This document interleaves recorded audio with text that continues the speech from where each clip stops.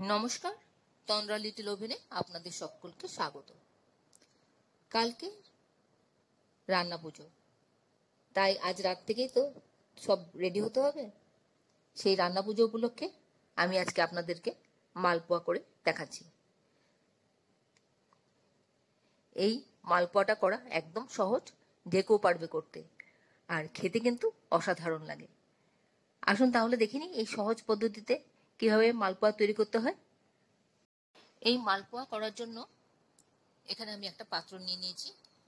তার মধ্যে আমি একটা ছোট্ট পাত্র বসিয়ে দিলাম এর জন্য, কারণ এর মধ্যে আমি ময়দা নেব, যাতে পড়ে না যায়, চারিদিকে নোংরা না হয়। আমি এখানে 1 বাটি ময়দা নিচ্ছি।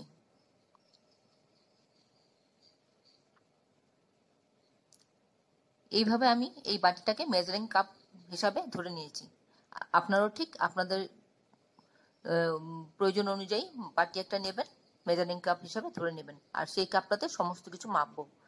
এখানে 1 কাপ সুজি ময়দা দিলাম আর 1/2 কাপ সুজি দিলাম ওই একই বাটিতে, আর দিলাম হাফ কাপ মানে হাফ বাটি আর কি নারকেল কোড়া, আর দিলাম চিনি 2 টেবিল স্পুন, আর দিয়ে দিলাম ওই বাটিরই 1 বাটি পুরো দুধ। আমার দুধ আরও লাগবে, আপনারা চাইলে দুধের পরিবর্তে জলও দিতে পারেন, তবে দুধ দিলে একটু খেতে ভালো হয়। ভালো করে মিশিয়ে নিচ্ছি, সুজিতে পুরো দুধ টেনে যাবে। আমার আরও দুধ লাগবে, আমি আরও 1 কাপ মতন দুধ নিলাম, তার অর্ধেকটা আমি দিলাম, দিয়ে দেখি আর কতটা প্রয়োজন হবে কি হবে না। না, একদম ঠিক হয়ে গেছে, পুরো পারফেক্ট, আর লাগবে না। তার মানে আমার লাগলো 1.5 বাটি দুধ। এবার আমি এই মিশ্রণটাকে আধ ঘন্টার জন্য ঢেকে রেস্টে রাখবো, যাতে সুজিটা ফুলে ওঠে আর চিনিটা গলে যায় এই আধ ঘন্টার মধ্যে। ততক্ষণে আমি অন্যান্য কাজগুলি করে নিচ্ছি। এবার অন্য আরেকটা পাত্র নিয়ে নিলাম, তার মধ্যে আমি দিয়ে দেব ওই মেজারিং বাটিতে 1 বাটি চিনি, আর দিয়ে দেব 1 বাটি জল। এবার দিয়ে দুটো ওভেনে বসিয়ে দিলাম একটু ফোটার জন্য। এর মধ্যে দিয়ে দিলাম 2 এলাচ, একটু ফাটিয়ে দিয়ে দিলাম। এবার জলটা ফুটে উঠবে, শিরাটা তৈরি হবে, চিনিটা গলে দেখব, হাত দিয়ে ছুঁয়ে একটু চিপচিপের মতন হয়েছে কিনা। যদি চিপচিপের মতন হয়ে যায় তাহলেই হয়ে যাবে, এর মধ্যে কোনো 1 তার 2 তার করার কোনো ব্যাপার নেই। হ্যাঁ, মোটামুটি হয়ে এসছে, আর একটু ফুটিয়ে দেখি আরেকবার। হ্যাঁ, একদম পারফেক্ট হয়ে গেছে। এবার আমি গ্যাসটা অফ করে নামিয়ে দেব।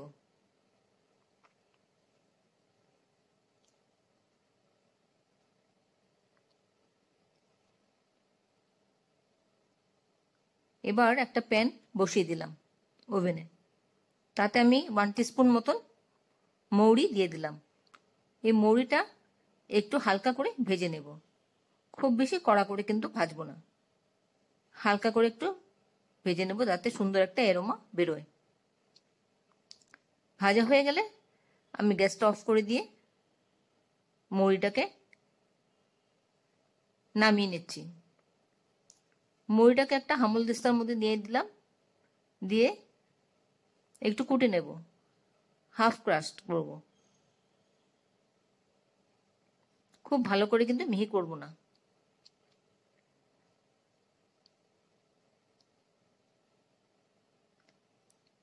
ওইদিকে আধ ঘন্টা হয়ে গেছে, মিশ্রণটার মধ্যে আমি এই মৌরিটা দিয়ে দিচ্ছি। মৌরিটা দিয়ে ভালো করে মিশিয়ে নিচ্ছি।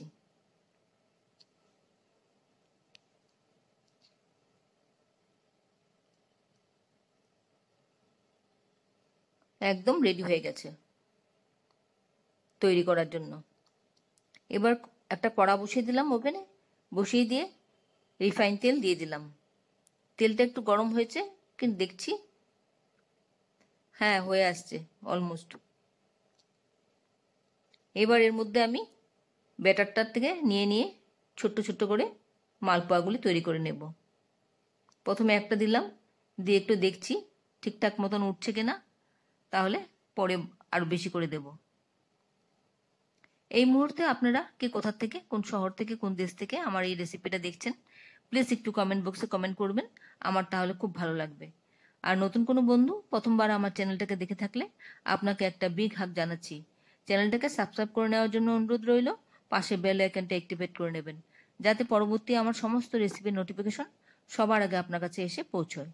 আর আপনি যদি ফেসবুক থেকে দেখে থাকেন তাহলে ফলো অপশনটা ক্লিক করবেন আর একটা লাইক দেবেন, তাহলে আপনি আমার সাথে জুড়ে যাবেন। আপনি আমার সাথে জুড়ে গেলে আমার সমস্ত রেসিপির নোটিফিকেশন সবার আগে আপনার কাছে এসে পৌঁছবে। দেখুন কি সুন্দর মালপোয়াটা ফুলে ফুলে উঠেছে। এবার নামিয়ে চিনি শিরায় দিয়ে দিলাম। চিনি শিরাতে 1 মিনিট মতন রাখবো, রেখে তারপর তুলে নেব। এদিকে আমি কড়াতে আবার দিয়ে দিচ্ছি, ব্যাটার থেকে নিয়ে মালপোয়া তৈরি করে নিচ্ছি। দুটো দিলাম, দুটো দিয়ে একটু একটা সাইড হোক, একটু তেলটা তুলে দিচ্ছি যাতে উপর দিকটা ভাজা হয়ে যায়। এইভাবে তুলে দিলে তেলটা উপর দিকটাও ভাজা ভাজা মতন হয়ে যাবে। তারপর আস্তে করে উল্টে নেব। উল্টে ওই ধারটা একটু ভেজে নিচ্ছি। আপনারা যারা এখনো পর্যন্ত আমার চ্যানেলটাকে সাবস্ক্রাইব করেননি, ঝটপট সাবস্ক্রাইব করে নিন। আপনাদেরকে আমাদের মাঝে দেখতে পেলে আমাদের খুব ভালো লাগবে। এবার উল্টে পাল্টে দুটো সাইড লাল লাল করে ভেজে নেব।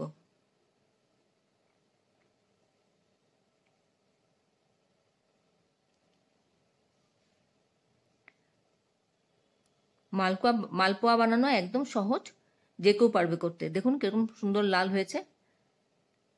এরকম লাল লাল করে ভেজে তুলে নিচ্ছি। এবার তুলে আবার চিনি শিরায় দিয়ে দেব তুলে।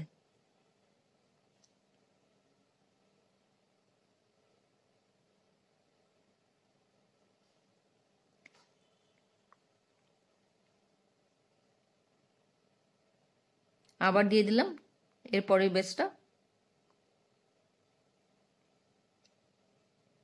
একদিক থেকে তুলছি, তুলে চিনি শিরায় দিচ্ছি, আর অন্যদিকে উনুনটা ফাঁকা যাবে কেন সাথে সাথে দিয়ে দিচ্ছি আবার মালপোয়া করতে।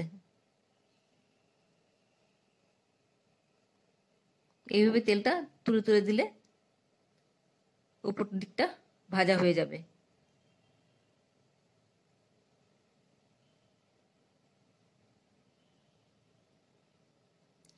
আশা করি আপনাদের ভালো লাগছে আমার এই রেসিপিটা। যদি ভালো লেগে থাকে তাহলে অবশ্যই একবার এইভাবে তৈরি করে খাবেন। আর খেয়ে কেমন লাগলো কমেন্টসে জানাতে ভুলবেন না।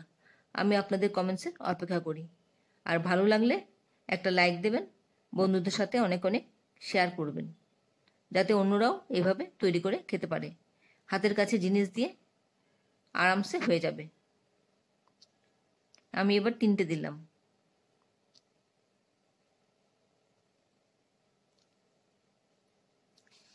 উল্টে পাল্টে ভেজে নিচ্ছি সবগুলো।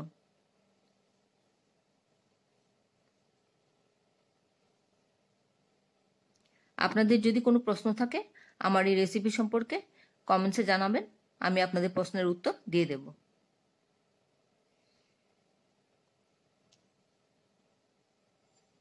এই মালপোয়া যখনই খেতে ইচ্ছে করবে তখনই সঙ্গে সঙ্গে বাড়িতে বানিয়ে খেয়ে নিতে পারবেন।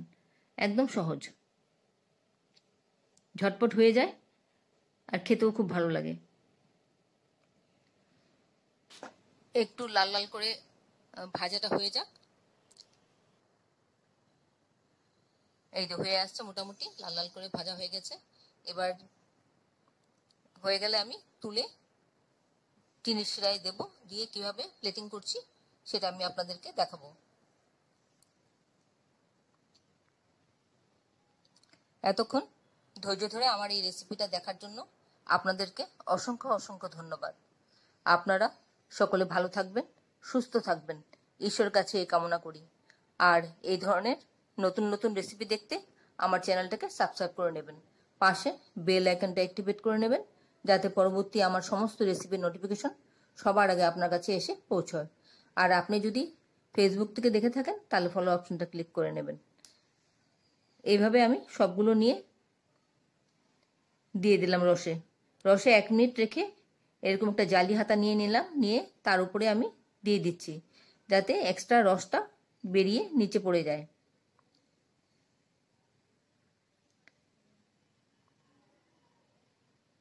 এই মালপোয়া গরম গরম খেতে খুবই ভালো লাগে।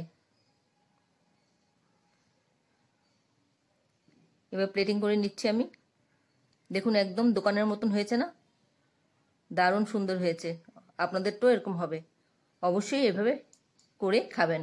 তাহলে আসি বন্ধু, আবার দেখা হবে পরবর্তী রেসিপিতে। ভালো থাকবেন সবাই। নিজের খেয়াল রাখবেন, পরিবারের সকলের খেয়াল রাখবেন। নমস্কার।